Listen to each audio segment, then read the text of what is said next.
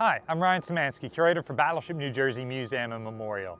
We just got back from a trip to San Diego, where one of my friends who works out there gave us a great tour of the aircraft carrier Midway. Bob, if you're watching, we had a great time and learned a lot. Midway is incredibly similar to New Jersey, despite obviously being an aircraft carrier as opposed to a battleship.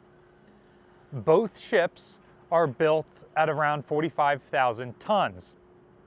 Both are built during World War II and then serve up into the early 90s. So both receive a ton of modifications.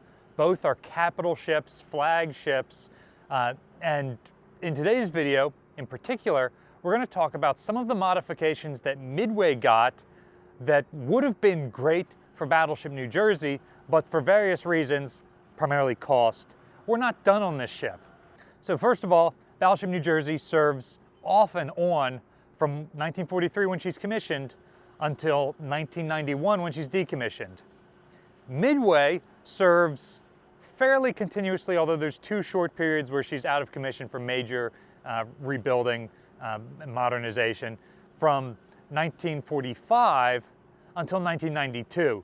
So you can see how similar in age these two ships are, how similar in size, like how similar in function they both are. And so it's really interesting seeing a ship like Midway that was a frontline ship for her entire career and therefore got more funding than the Iowa-class battleships got, and seeing what could have been done to these ships, because some of it's stuff I never thought of. So these are going to be my top 5 changes. Most of these changes, I believe, were made to Midway in the 1980s.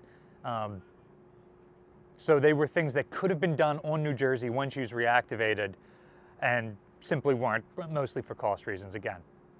So first off, honorable mention, torpedo blisters. Technically not torpedo blisters on Midway.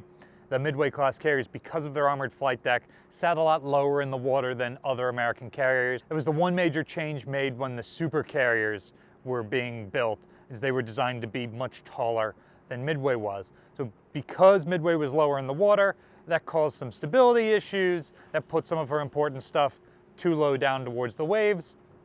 So one of the ways to try and claw that back was by putting blisters on the side of the ship. It raised her up a little bit in the water and allowed them to do some extra modifications. It ended up costing them about 1 knot of speed, which is not all that significant. So I think that would have been a great modification for the Iowa-class battleships. Their torpedo defense was a little bit deficient when they were built. However, by the 1980s, they don't really need it, and it restricts their ability to go through the Panama Canal. They needed that ability in the 80s. New Jersey does transit the canal to go into the Mediterranean Sea. They didn't really need it during World War II because there were so many battleships at that point. So that was a really cool modification. It was done to Midway. Could have been done to the Iowas, could have added something to them, but only if it was earlier in their career. Number 5 is Midway got Sea Sparrow anti-air missile launchers. That's a fairly close range. I guess you'd call them medium range. If the Phalanx is the close range, these would be medium, and then you'd have your standard missiles from your escorts as your long-range air defense. The Iowa class, they looked at installing those, but the blast effects from the 16-inch guns were going to be too great to allow for it. It would do damage to the complex guidance systems in the missiles and the launchers and the directors for them. I think there would have been a way to do it. I think it would have been worth doing. In particular, that platform by the aft funnel that has the ship's 2 after Phalanx in it, I think those could have been turned into Sea Sparrow launchers. The ships would have had significantly better anti-air capabilities than they had. Functionally none. The Phalanxes are a last ditch against a couple of incoming projectiles, but they could have had a much better air defense system. I would have moved those Phalanxes to some other part on the ship. They're also sensitive to the blast effects, but I'm sure they could have found another place for them. They're relatively small compared to the Sparrows and their guidance directors. Number 4, Midway received an SPS-48 air search radar in addition to her SPS-49. The 48 was a much more capable radar. The 49 is two-dimensional, the 48 is three-dimensional. Your air defense warfare cruisers had them, as did your aircraft carriers. It also gave them the ability to take better command and control of aircraft, to do like fighter direction, that sort of stuff. The Iowa class never really had that. They certainly could have built another tripod, like by the aft funnel, similar to the lattice work on the forward funnel, and had another major radar. Midway, of course, gets a second platform after their island for the 48 to be installed on. And it's one of those things that would have made the Iowas better command and control vessels. However, they were never intended to host admirals. The admirals were supposed to be on the modern cruisers in their battleship battle groups. As it turns out, 3 of the 4 Iowas are actually modified to be flagships. Of course, the admirals want to be on this ship instead of some new tin-clad cruiser. So I think it would have been worth the extra money to add that extra capability, especially if you're pairing it with other air defense missiles like the Sea Sparrow. Along the same token, my number 3 choice is Midway's TFCC, or Task Force Control Center. When we were sort of retrofitted as a flagship, they did install a TFCC in CEC. It's approximately the size of a broom closet and has very, very little capabilities in there. The admiral on this ship would have very little idea of what's going on in the battle space around them. Now, even more so than the TFCC is the NTDS, Navy Tactical Data System, that goes with that space. And Midway has a really nice TFCC. We're probably going to do a video all about it in the future. So check out the size of this space. Look at these NTDS consoles in this space. Those use antennas to transmit the different things that different ships have picked up. And so it's all right there on display. Our Link 11 system allows us to print off what other ships have picked up on like paper. So the Iowa class battleships, pictures of the battle space are limited because they don't have the NTDS system that is standard on other ships at this point.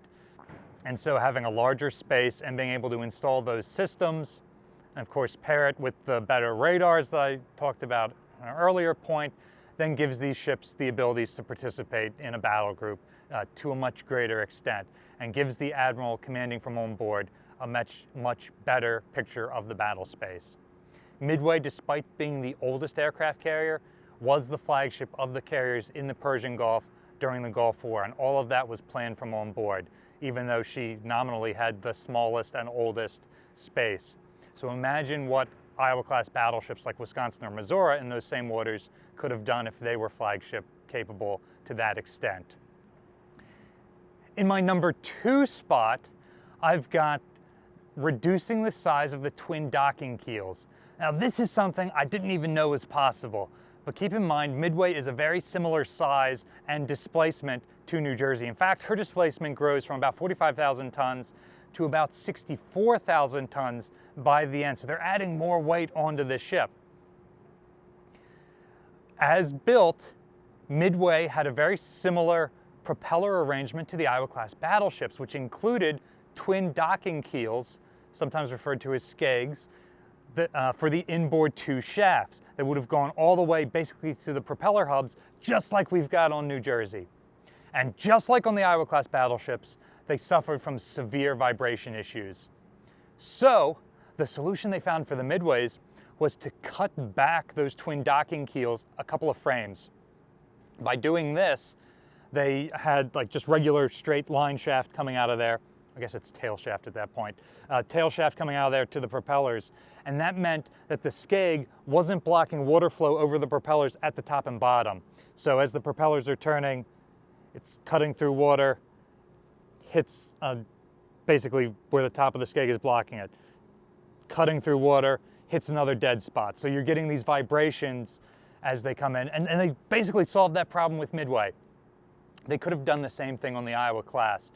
Now, obviously it's going to be expensive to cut all that away, move it back. It's also going to save you some holing issues. We saw a lot of corrosion in that area, probably caused by cavitation from the water moving over the propellers in that part of the ship. They had to do major repairs there because of the cavitation and the pitting that was there. Of course, now you're putting more weight on the keel blocks that are left supporting that twin docking keel. However, they found a way to solve that problem with Midway. I'm sure they could have with the Iowa class, and that would have been a huge boost because the vibration problem was something that was never fully solved on these ships. And then finally, in my number one position, Midway's decks are about the same thickness as New Jersey's, but they're divided over 3 armored decks. Each one is significantly thinner than the one main armored deck on New Jersey. She's got, I think it's a 2-inch deck, a 3-inch deck, and a 2-inch deck. They were able to cut through that and replace 4 of her 8 ship service turbogenerators with 4 slightly larger ones. The Midway class aircraft carriers have the same exact engineering plan as the Iowa class battleships. They have more boilers, but they're the same type and they're a little bit smaller. So at the end of the day, they're boiling the same water, they're creating the same shaft horsepower, they're creating the same electrical power. So on Midway, they found a way to increase their electrical power by going from 8 1,250 kilowatt turbogenerators to 4 1,500 kilowatt turbogenerators and 4 1,250 kilowatt turbogenerators. So obviously they didn't change all of them out for bigger ones, but they were able to change out some more and get an extra, what's that, like 2,000 kilowatts? So they went from like 10,000 kilowatts to 12,000. That would have been huge for the Iowa class battleships in the 80s and would have been necessary for the growth of additional electronic equipment that we've talked about, like NTDS, SPS-48 radars and things like that, Sea Sparrow missiles and their guidance systems. So that would have been a huge improvement for these ships. Again, significantly easier to do on Midway with her thinner decks than on the Iowas that have that one big 6-inch thick deck to cut through. But I think the bonus would have been worth it. What do you think? Do you think for the money we spent on these ships in the 80s, their capabilities were good enough? Or do you think if we had the ability to do this with a similar ship like Midway, they should have given those same abilities, those same improvements to the Iowa class? If not when they were being originally reactivated in the early 80s, then maybe during subsequent yard periods in the later 80s. Let us know in the comments section down below. Battleship New Jersey receives operating support from the New Jersey Department of State, also from a number of other businesses and private individuals like yourselves. We really appreciate your support. There's a link in the description below that'll allow you to donate to the museum. You can also support us by liking, sharing, and subscribing so more people find about us and the channel. Thanks for watching.